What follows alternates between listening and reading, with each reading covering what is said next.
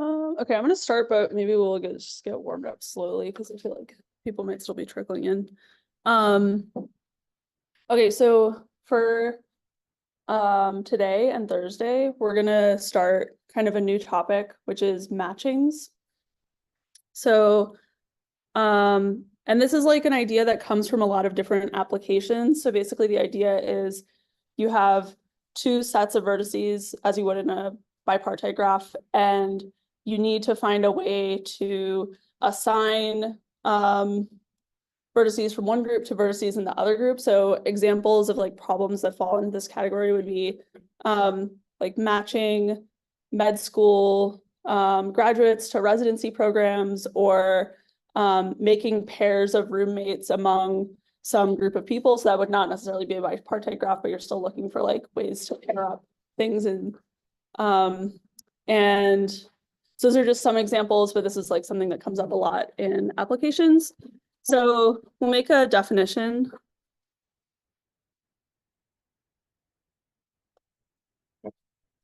of what a matching is.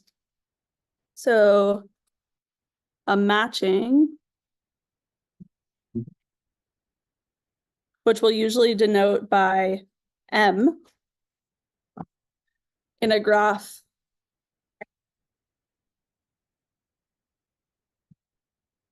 G.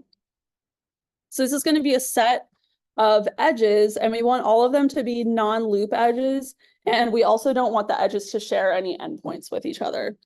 So this is a set of non-loop edges with no shared endpoints.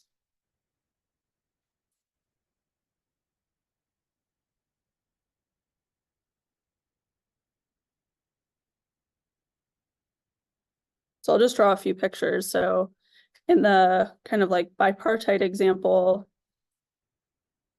so say this is our graph. Then an example of a matching would be like these two edges. And I guess like, let's look at a non-bipartite example as well. Let's look at K4.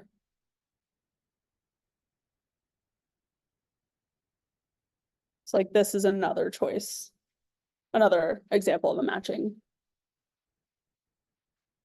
Okay, and then just some like additional vocabulary related to this. So the vertices that are adjacent to edges in the matching are called saturated. So the vertices adjacent to edges in M are called saturated.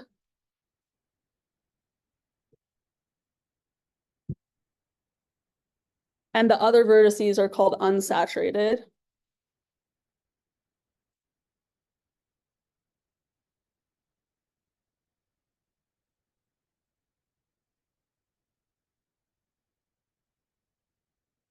So in these two pictures, almost all the vertices are saturated except for this one vertex, which is unsaturated.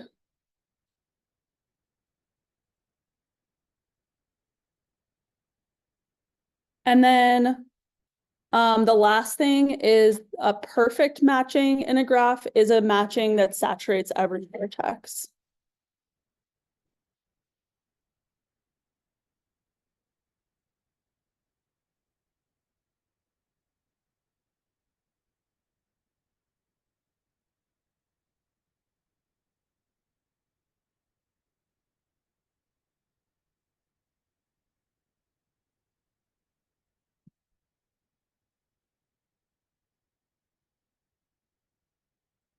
So the picture on the left is not a perfect matching because wow, this is really blurry. I don't know how to fix that.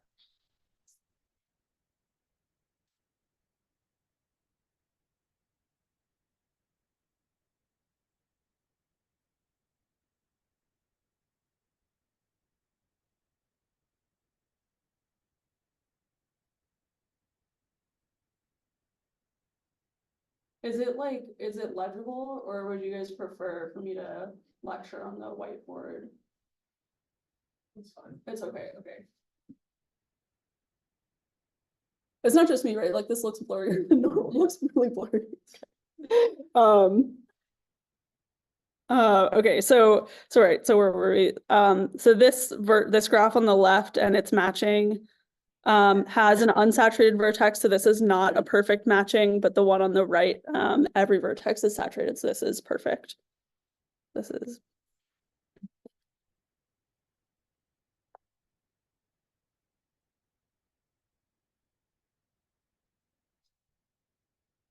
Yeah, and also like the graph on the left, it's not even possible to make a perfect matching because, I mean, for a number of reasons, but like one is that we have an odd number of vertices, right? So there's always going to be at least one vertex left out.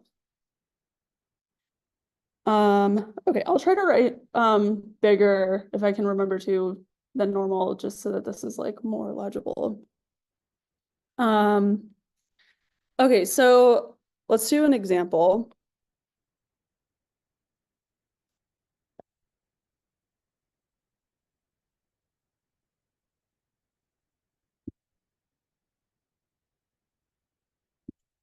Okay, so let's consider the complete bipartite graph where the two partite sets have the same size.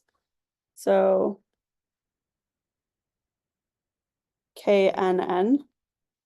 How many perfect matchings are there? So I'll give you a few minutes to think about this.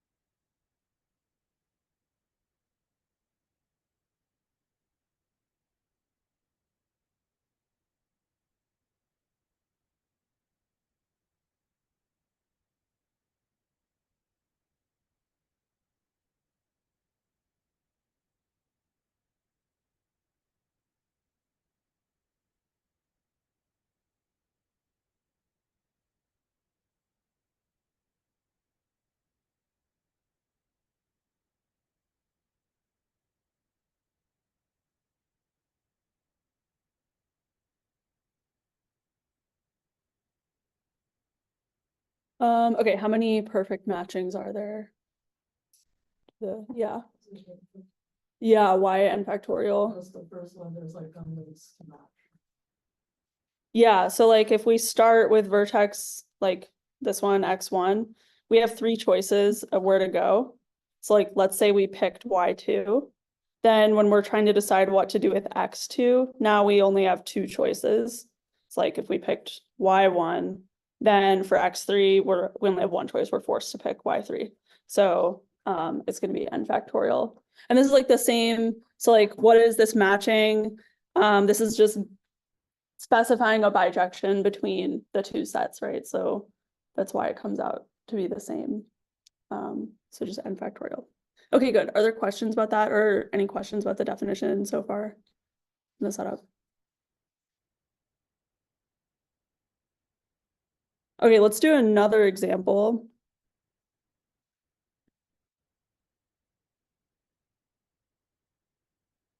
So now we'll just consider complete graphs. So how many perfect matchings of Kn are there?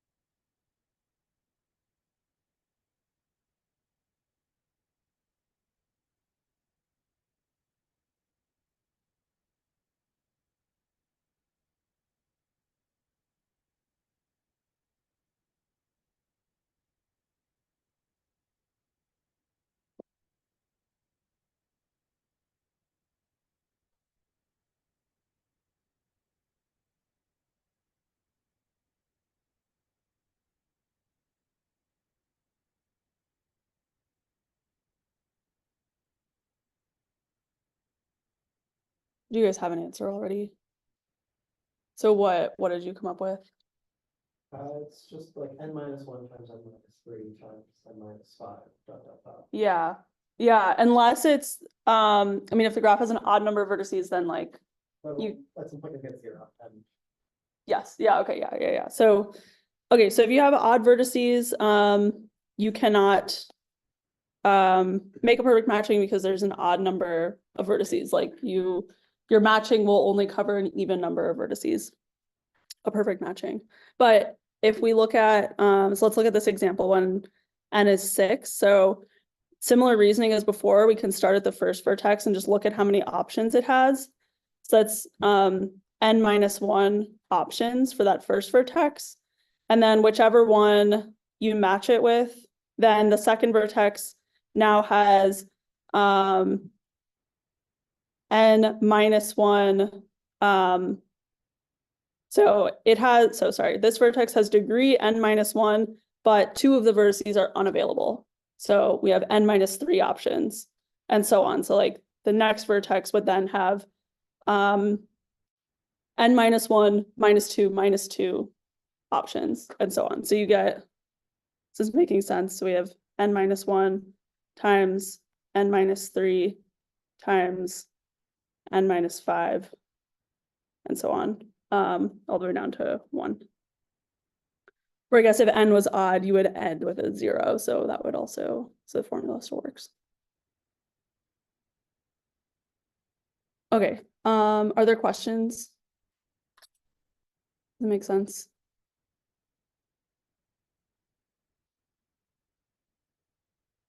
So another couple of definitions related to matchings.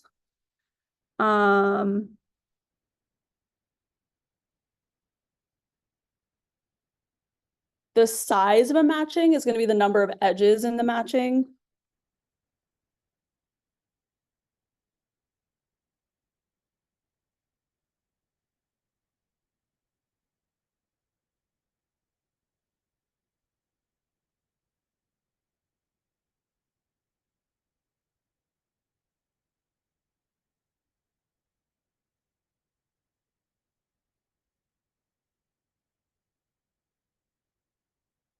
And then there's kind of two different notions of like maximality. So a maximal matching is going to be one that cannot be enlarged by adding an edge, and then a maximum matching is one that has maximum size among all matching. So I'll write those two things down. So a maximal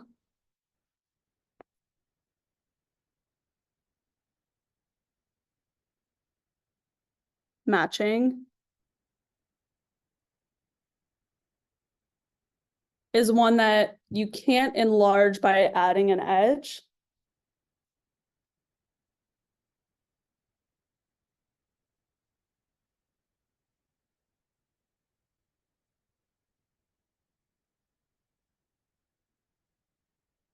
So any possible edge that's left out is already touching a saturated vertex. Okay, and then a maximum matching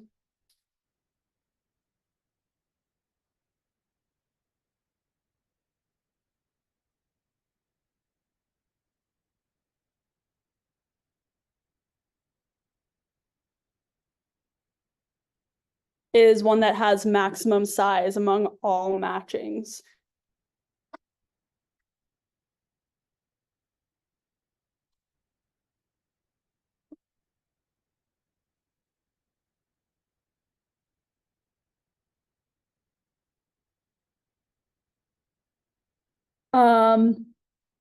Okay, so if you have a maximum matching, then it must be maximal, because if it wasn't maximal, then there would be an edge you could add to it, and then that matching would have larger size than the original one.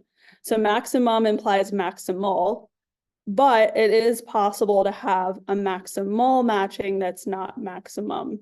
So I'm going to ask you to think of an example of a graph and a matching, which is maximal but not maximum. Does that make sense? I'll give you some time to think about that.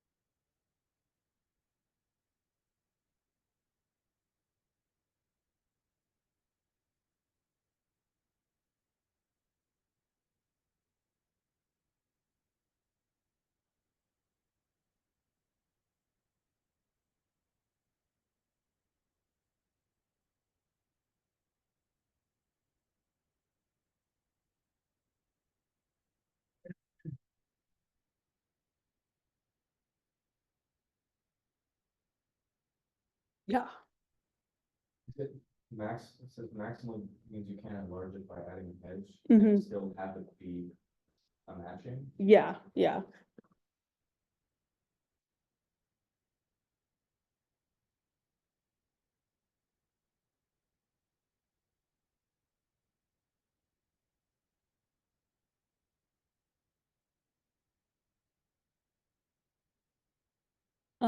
Okay, did you all come up with any examples?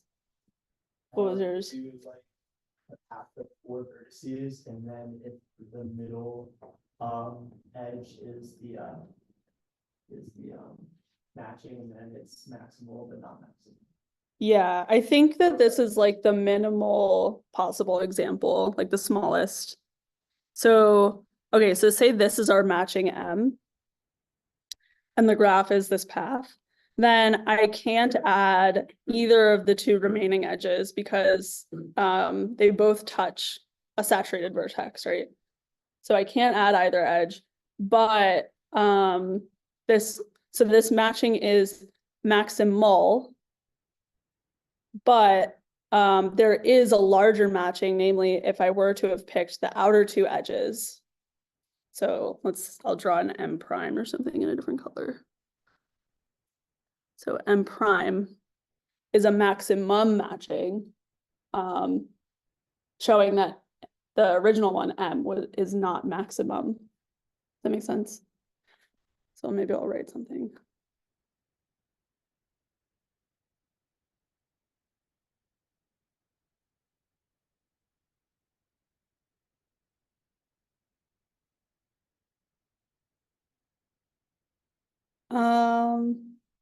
Okay, are there questions about this example? So this construction or like this idea of taking paths with an odd number of edges is gonna like reappear in this as we talk about like in the proofs and the theorems in the next couple of days, because a lot of times we'll have arguments of the form like look for what we'll call an M alternating path. So a path where every other edge is contained in the path, and then look to see if the two end vertices are unsaturated, and then you could like switch it up to make a bigger matching. So like we'll draw another second example.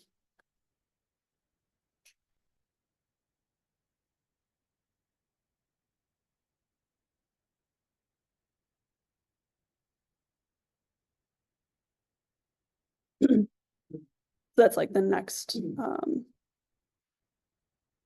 kind of biggest version of this and so on. And so if you get longer and longer paths and you have every other vertex, then there's always like a way to just take the opposite matching and get a bigger one. Okay, so now we're gonna study a theorem called Hall's matching condition, which will tell us when a bipartite graph has a matching that saturates one of the partite sets. So this would be like an application of this would be, say we're filling jobs with candidates, then there may be more applicants than there are jobs, but we'd still want to find a matching that saturates the jobs, right? So So that's kind of like the motivation here. And then the theorem that we get will apply to this case when the two sets have the same size, and that'll be like a corollary. Okay, so let's consider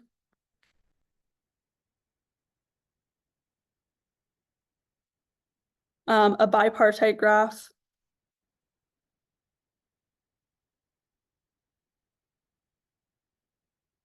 So now we're just gonna we're gonna shift just to the setting of bipartite graphs, and then later on we'll like zoom back out and do this for graphs in general. And we're gonna say that this has a bipartition XY.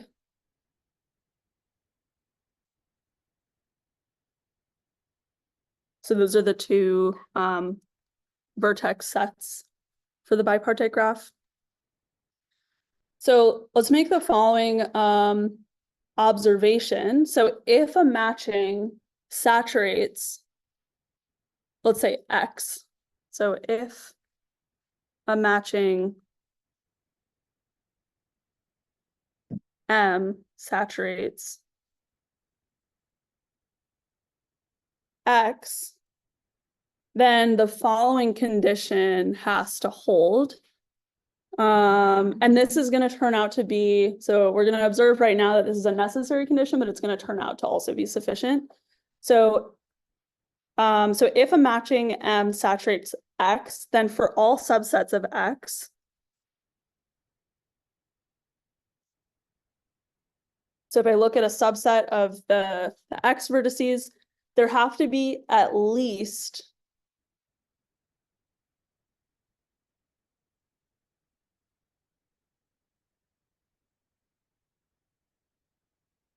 size of S, many vertices,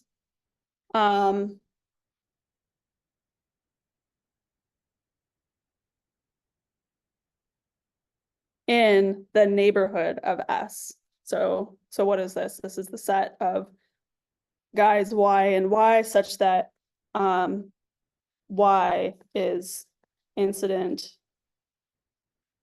to some S in S. So the union of all of the neighborhoods of the vertices in S.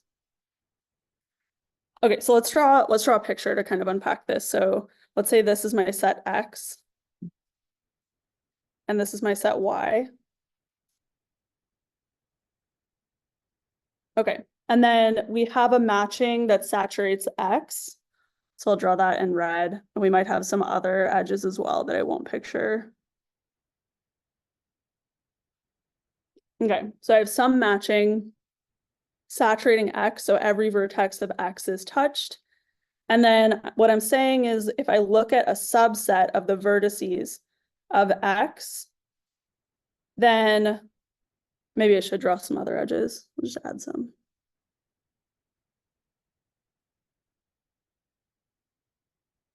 Just doing this randomly. Okay. So if I look at any set S, a subset of the vertices in X, then the neighborhood of S better be at least the size of S. So let's look at let's draw the neighborhood. That vertex, that vertex, that vertex. Okay, and why is this? Well, we have the matching M, so that means that every vertex in S is matched to something in N of S. Right, so I could have more things in N of S, but I need at least S things in N of S. Does that make sense? Just because I have this matching, so I know at the very least there's S things in N of S.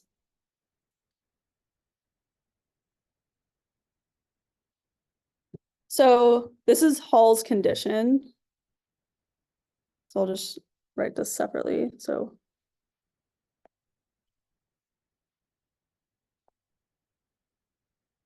Hall's condition says for all S subset X, we have that the neighborhood of S has size at least the size of S. Okay, so that's the condition. And if there is a matching that saturates X, then it must satisfy this condition. Does that make sense? Are there questions?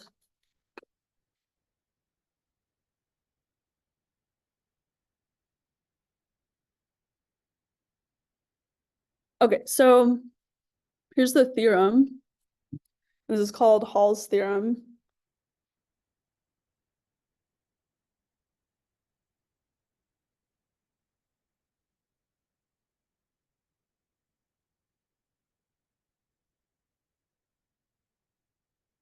And it says that an XY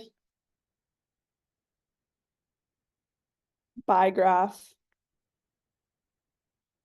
G, so recall that this just means that G is a bipartite graph and the two partite sets are called X and Y. So this has a matching that saturates X if and only if Hall's condition is satisfied. So an XY bigraph G has a matching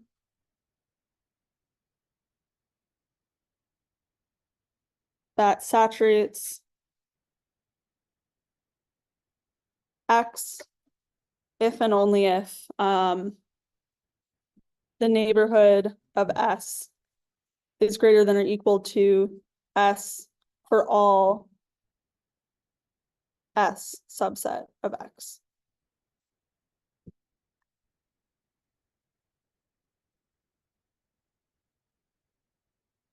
Okay, does the statement make sense? Are there any questions about the statement of the theorem?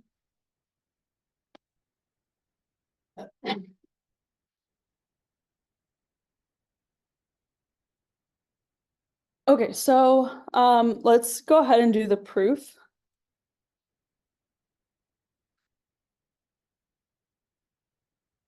Okay, so the forwards direction we've kind of already talked through. So if you have a matching that saturates X, then Hall's condition has to be satisfied. So this we sort of already talked to, so discussed above. So the meat of the argument is going to be in proving the reverse direction. So showing that if the graph satisfies Hall's condition, then we can construct a matching that saturates X. And so the way that we're going to do this is to prove the contrapositive.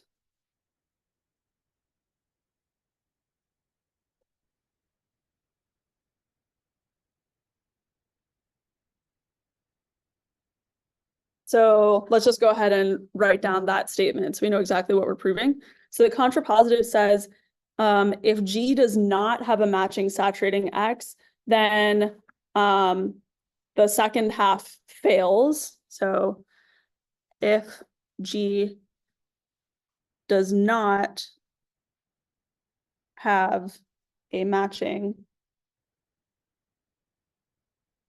saturating X,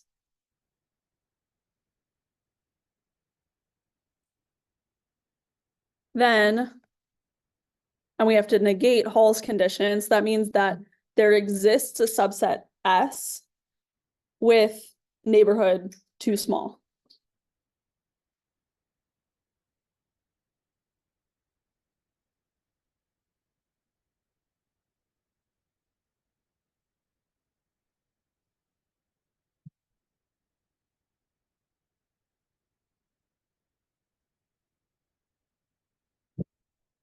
Okay, are we on board with this? Okay, so if G does not have a matching that saturates X, then let's let M be a maximum matching. Okay, so let M be a maximum matching in G. And it doesn't saturate X just because we assumed that G does not have a matching saturating X. So I'll just write in parentheses, M does not saturate X.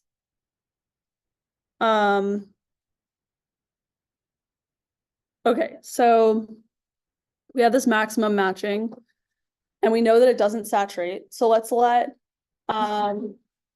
U be a vertex that's unsaturated by M. So let's let U be some vertex of X that is unsaturated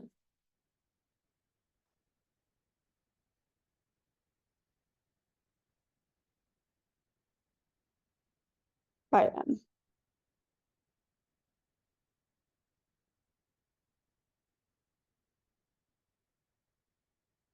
Okay, so I'm gonna draw a picture right now. So let's say on this top level, I'll draw the vertices in X. And on the bottom level, I'll draw the vertices in Y.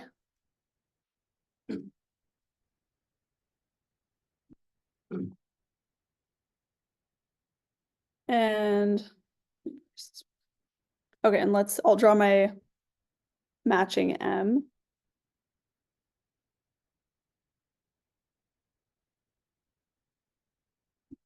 And I'll draw some random edges.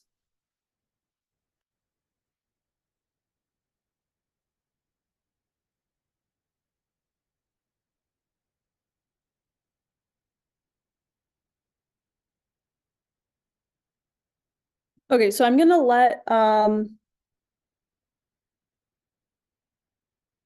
so let's consider the vertices that are reachable.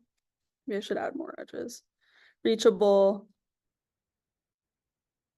from U by M alternating paths.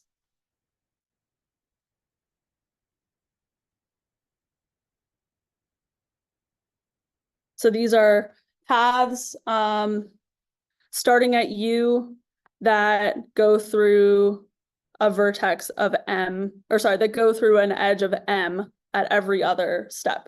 So every other edge is blue and every other edge is red. And I'm gonna add more edges, okay.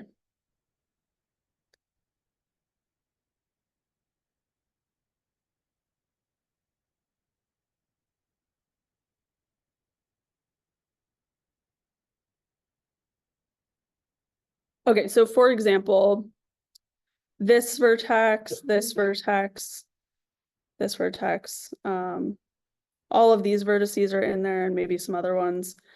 So we're gonna let S consist of those in X and T consist of those in Y. So let S be those vertices in X and T be those vertices in Y. Okay, so I'm going to take a second to write out what S and T are in this example. So this vertex is in there for sure. This vertex, this vertex, this vertex, that might be all of them.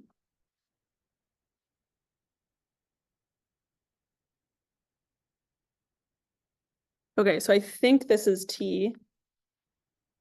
Do you guys agree or disagree? Can you reach? I don't think you can reach any of these vertices from an M alternating path. Okay, and then let's draw the vertices in S. So we can get this one, we can get this one, and we can get this one, but I don't think we can get the other ones. Oh, and just trivially, this vertex, sorry, this is U. We can also get the vertex U in S. Okay, so this is the setup. Is the like what are S, T, U, and this picture making sense? Does anyone have questions?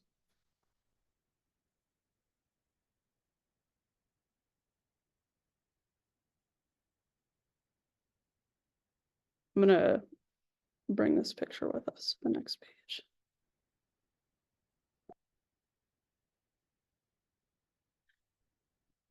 Okay, so let's recall what our goal is. So we're trying to prove the contrapositive. So we want to show that there is a set S with neighborhood too small. Yeah, do you have a question? How is it? Just from the path of length 0. Yeah. Yeah, good question. Other questions? Okay, so we're trying to prove, we're trying to find a subset S with neighborhood that is too small. So what we're going to try and prove about this picture is that this set S is such a set. So we're going to try to prove that the neighborhood of S is too small. And we're going to do this via 2 claims. So claim 1 is that the matching M matches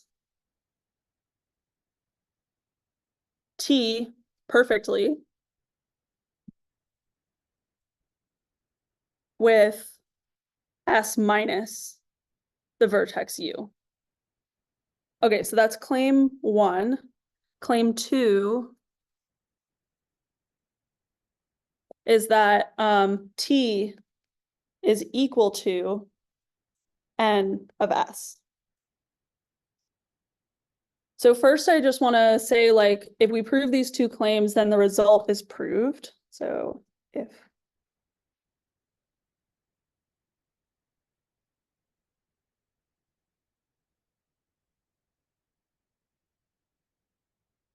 and why is this? So if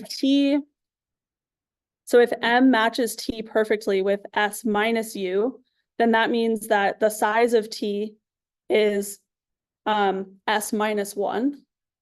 And if we prove that T is N of S, then in total, we've shown that N of S has size S minus 1. Does it make sense? So all we have to do now is prove these 2 claims. Are we good?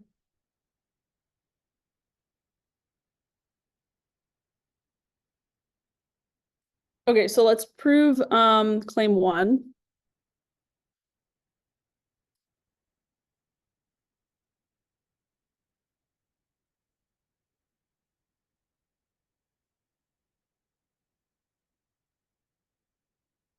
So we want to argue that M matches T perfectly with S minus U. So let's observe that the M alternating paths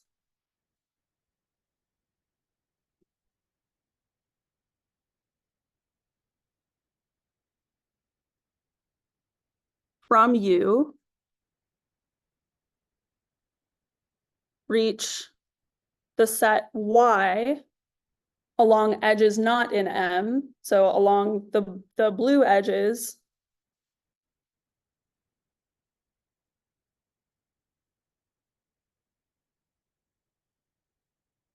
And they go to X along edges that are in M.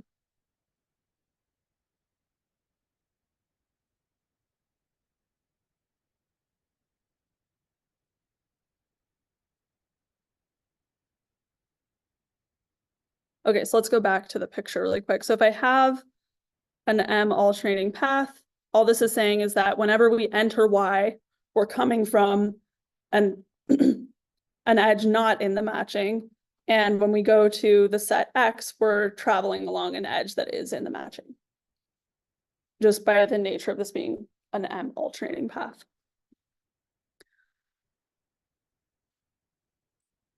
So, oops. Every vertex of S minus U is reached by M from some vertex in T.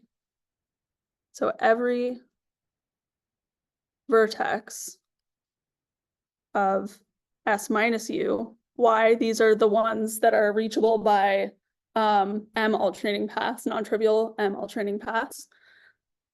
So every vertex in here is reached from, or sorry, let's say by M from a vertex in T.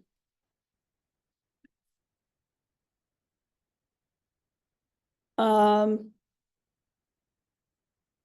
gonna put the picture down here again so we have it close. Okay, so what this is saying, if I look at any vertex in S, let's consider the M alternating path that we use to get here. That arrives to S via an edge that's in M. And sitting on the other side of that edge is a vertex in T. Okay, so that's all this sentence is saying. So then now is when the maximality is going to come in. So by maximality, or maybe I should say, because it's not maximal, it's maximum. So since M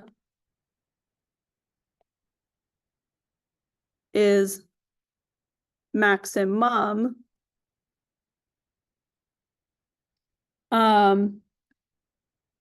every vertex of T has to be saturated.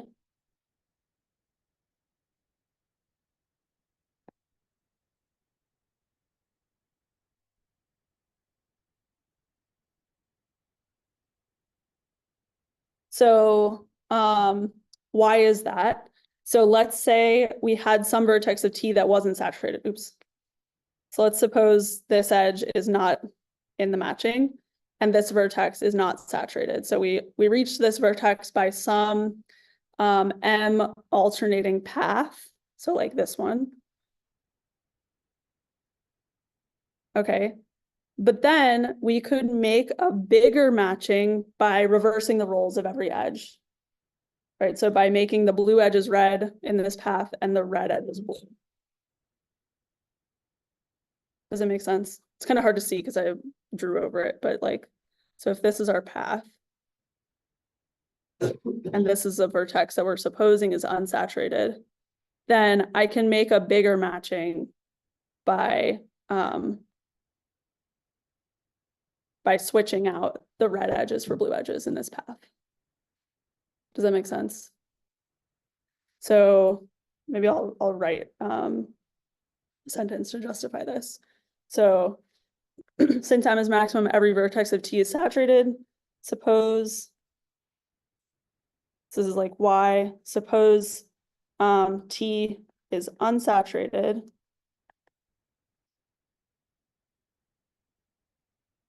Then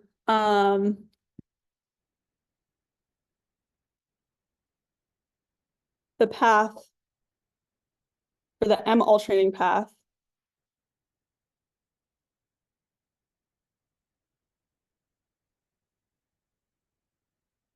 that goes from U to T would give us a way to produce a larger matching.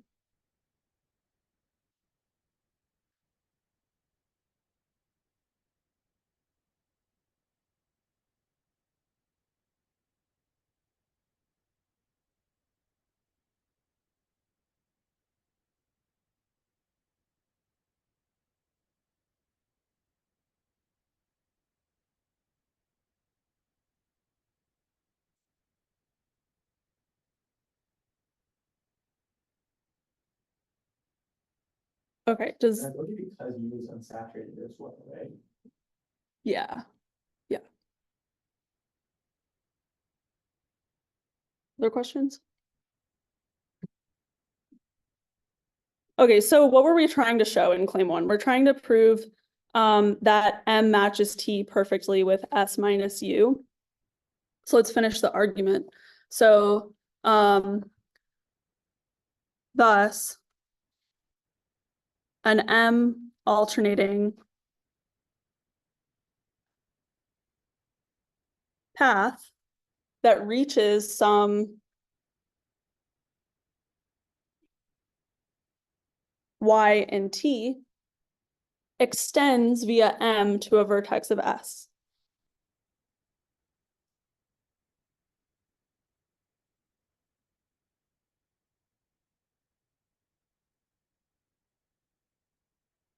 Okay, so we argued that we enter Y via blue edges, we exit via red edges.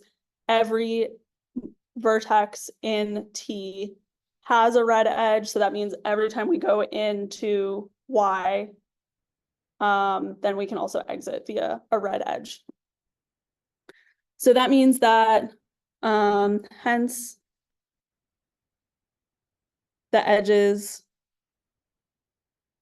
of M yield a bijection from T to S minus U.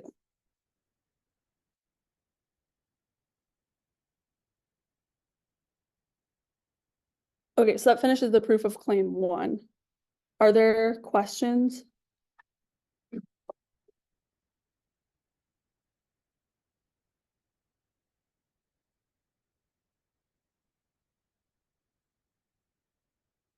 Okay, so we have to prove claim 2,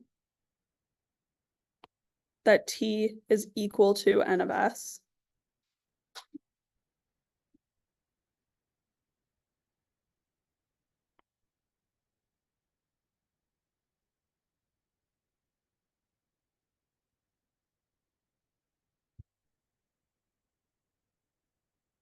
Okay, so let's go ahead and prove that. So by the above argument,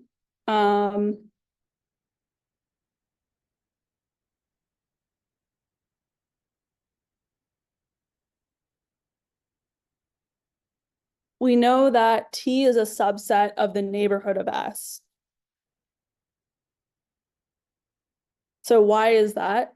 We just argued that if a vertex is in T, then there is an edge in M that goes to S. So that means that T has to be in the neighborhood of S. Does that make sense? Okay, so now let's prove the other inclusion. So we'll show that N of S is a subset of T. So towards a contradiction,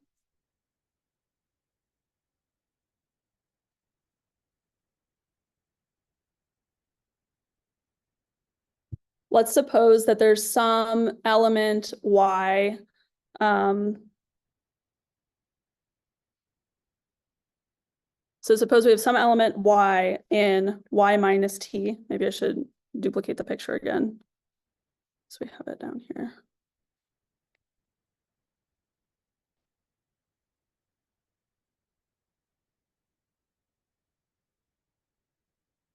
So suppose there's some element Y in Y minus T and that it has a neighbor in S.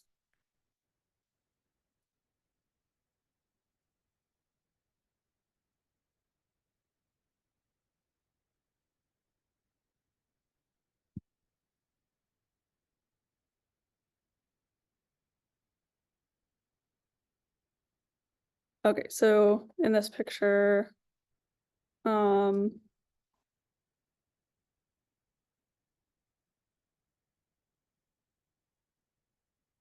hard to even draw this because it's like not possible, but okay. So let's say we have this vertex Y and it has a neighbor in S, which is V. Okay, so the edge,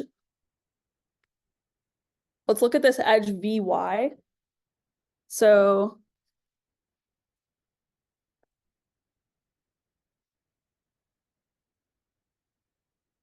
it can't be an M.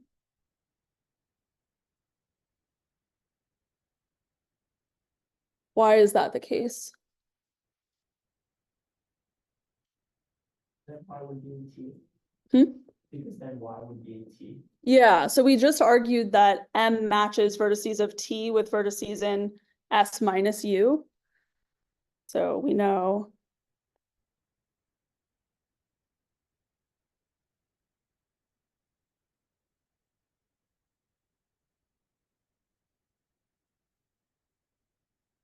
Okay, so the edge VY cannot be an M. So then,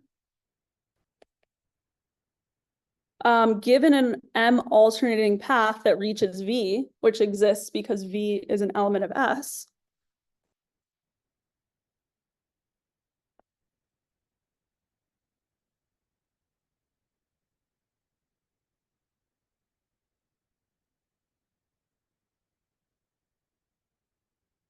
so given an M alternating path reaching V, how do we get a contradiction?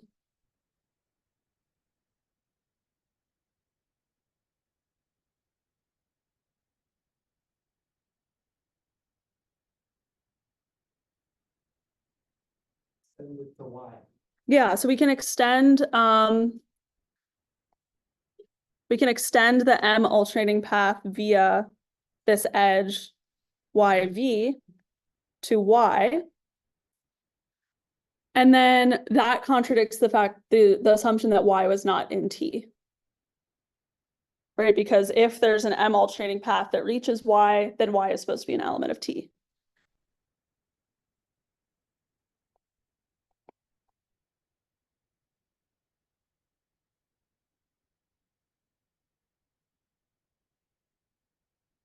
Okay, so then that finishes the proof because we had boiled it down to these two claims and we just finished proving the second one, so that is the end. I'll give you a minute to think of if you have any questions about the proof. Just kind of like absorb and let it sit in for a second.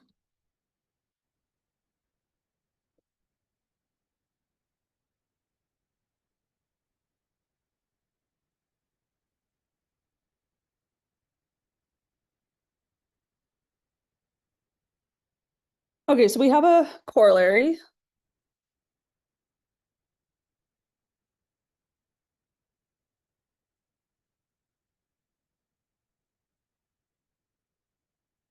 So for k greater than 0, every k regular, so recall that means that every vertex has k neighbors. Every k regular bipartite graph has a perfect matching.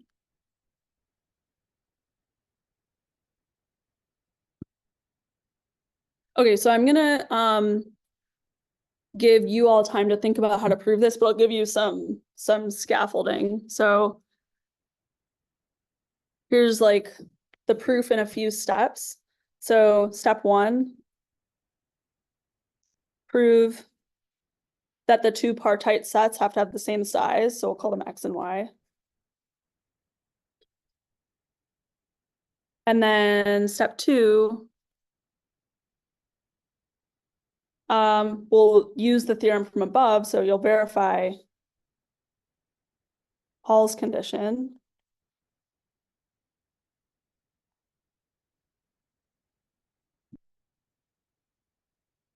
By, and you'll make a counting argument.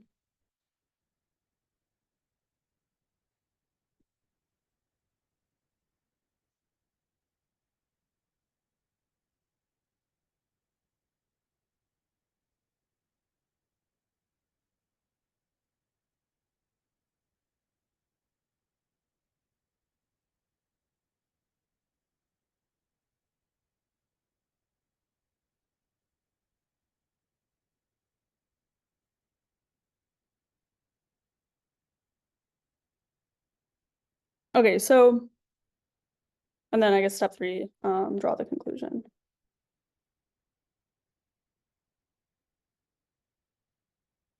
So I'll give you some time to think about how to prove this, and then we'll discuss the proof together.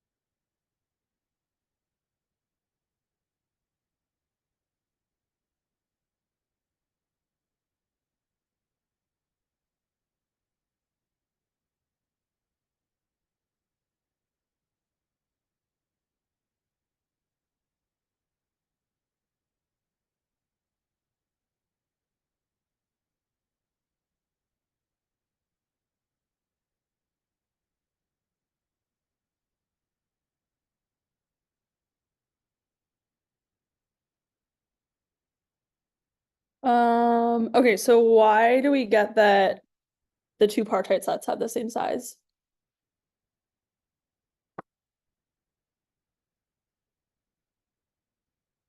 Do you guys need more time to think?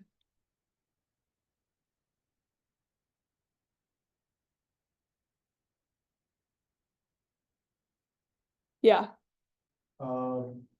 Because they have like the same number of total edges each, and then they have the same number of edges per vertex, so they have to have the same number of vertices. yeah, so we can like count the total number of edges either by their endpoints in X or by the endpoints in Y. So if we count the edges, so the number of edges, so let's say we count them by endpoints in X. So every vertex in X has K edges coming out of it. So we get K times size of X many edges in the graph.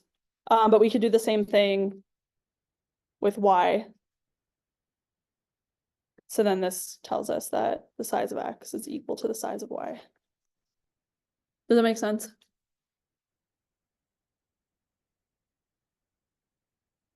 Okay, so then what about step 2? So how many edges are there from S to N of S?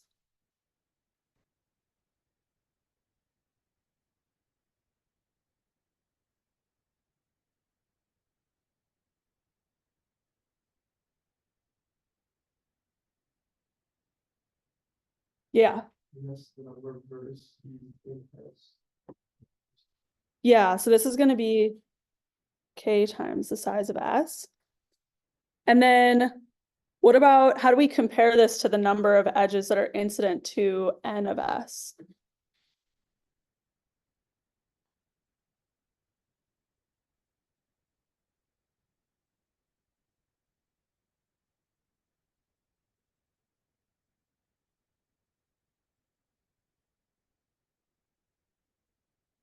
So what is, how many edges are there incident to N of S?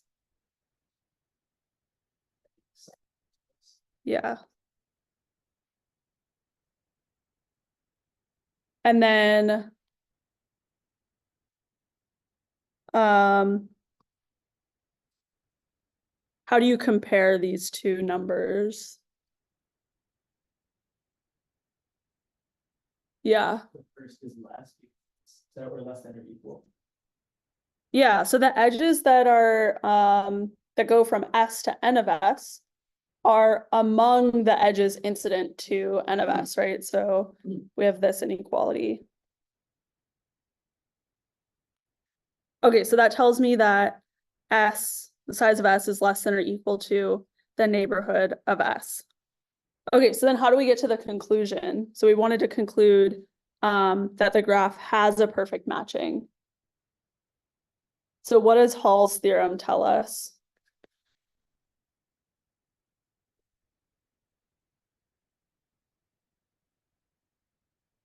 From the argument that we just gave? Yeah,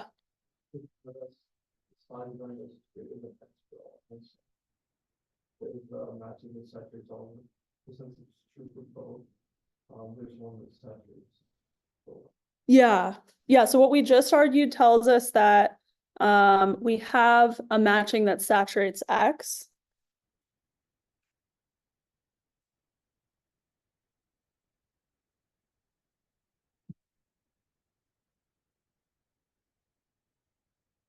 And then because X and Y have the same size, that implies that this is a perfect matching.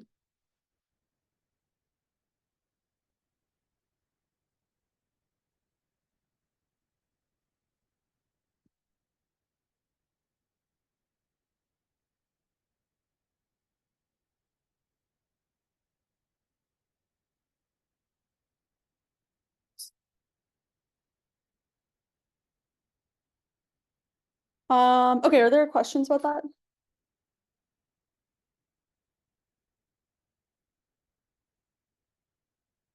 Okay, so I'm gonna talk about something else that's related to matchings. This is vertex covers. So we'll have a definition.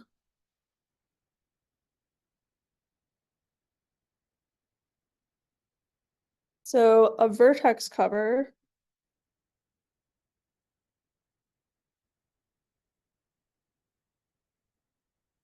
of a graph G is a set of vertices Q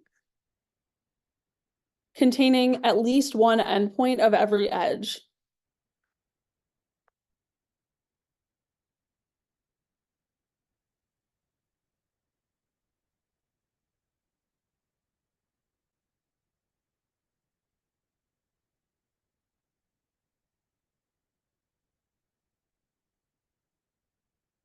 And in this case, you would say the vertices in Q cover E of G.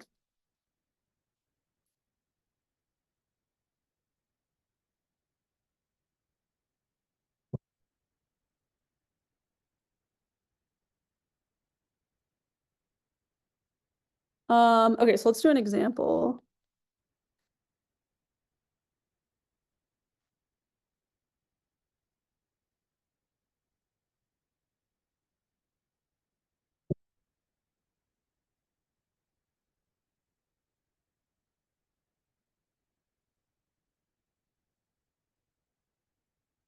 So here's one graph, and then we'll also do the cycle.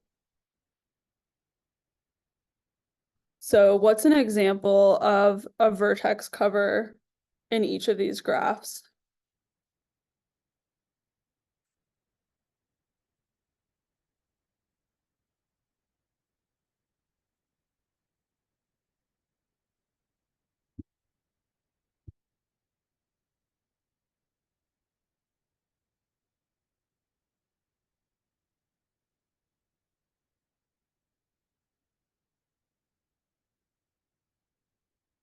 Maybe we should start with the cycle. What's the least number of vertices that you can take to get a vertex cover? 3, yeah. And yeah, you just want to pick them all not adjacent to each other, so like that will do, for example. It's like this is an example of a vertex cover.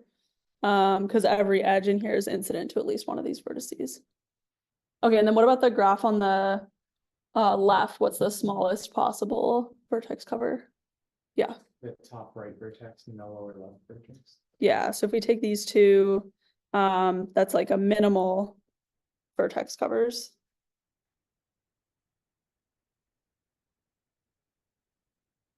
Maybe I should say minimum vertex cover.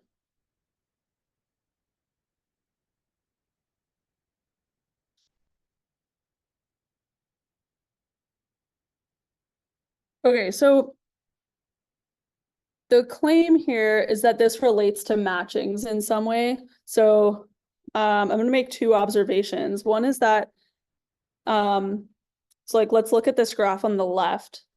The vertex cover of size 2 prohibits matchings with more than 2 edges. So I'll write that statement out and then we can discuss why that's true.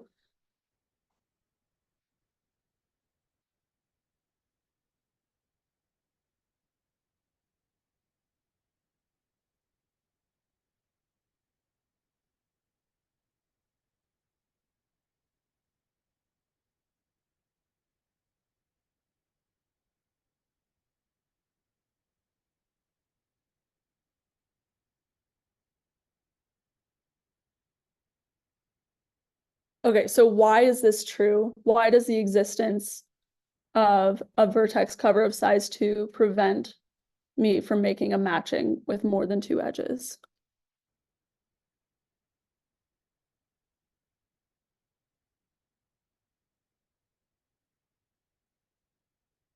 Like the third, with either like understanding from one connect. Yeah, okay. So every edge touches at least one of these vertices, right?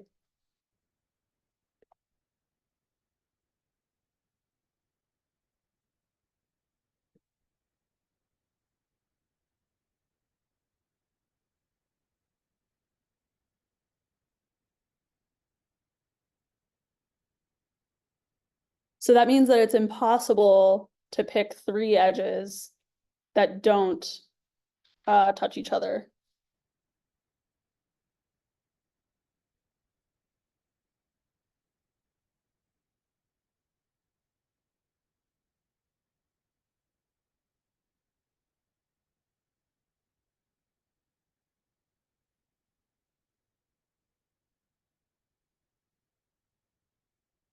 Does that make sense? So yeah, so like we could do something like this. So like this could be a matching, but it's not possible to add any other edge because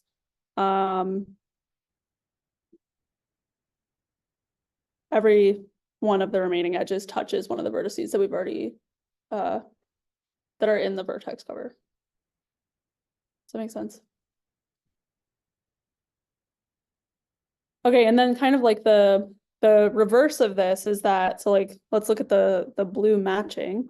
So the matching of size 2 prohibits there being a vertex cover with fewer than 2 vertices.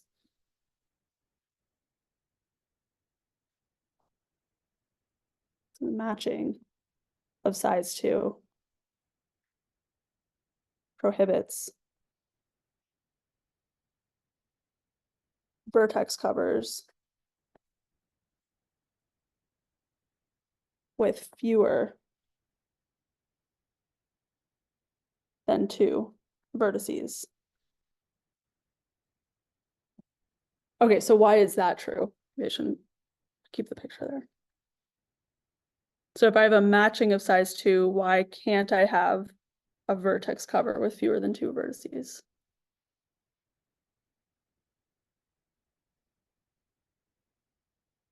Yeah, Like it won't be, covering one of the edges in the matching. yeah, so if I take fewer than 2 vertices, well, like, okay, so like, let's look at the matching. If I want to get a vertex cover, so vertices that touch every edge, I'm gonna need at least 1 vertex from every edge in the matching, right? Because say I don't have one of these 2 vertices, well, then the blue edge is not touched by the vertex cover. So, so we need at least 1 of every, all right, let me say this. We need at least 1 vertex from every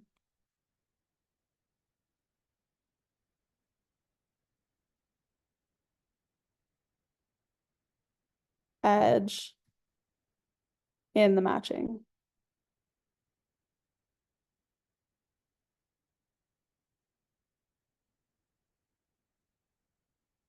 Right, because you have to touch all the edges.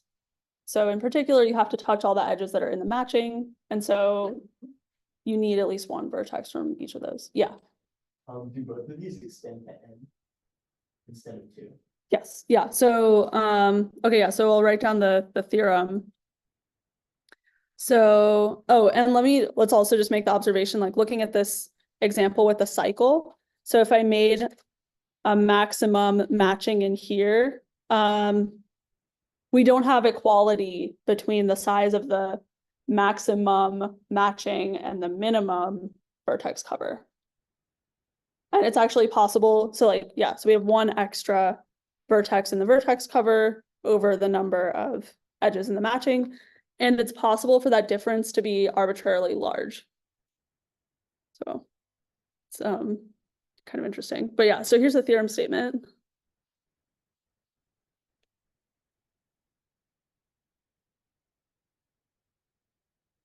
So it says if G is a bipartite graph,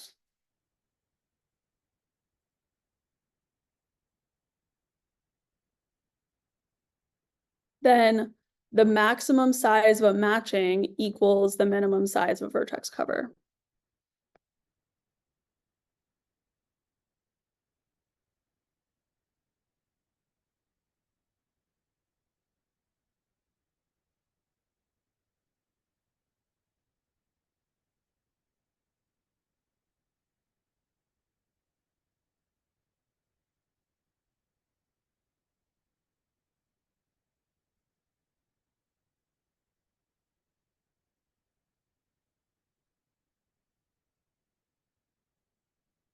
So yeah, for the cycle, we did not have equality, but that's not a bipartite graph. So in the bipartite case, you do have equality between these 2 quantities.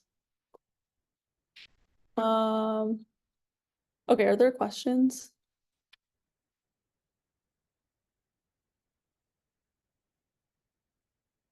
Okay, so let's stop there for today, and I'll see you all on Thursday.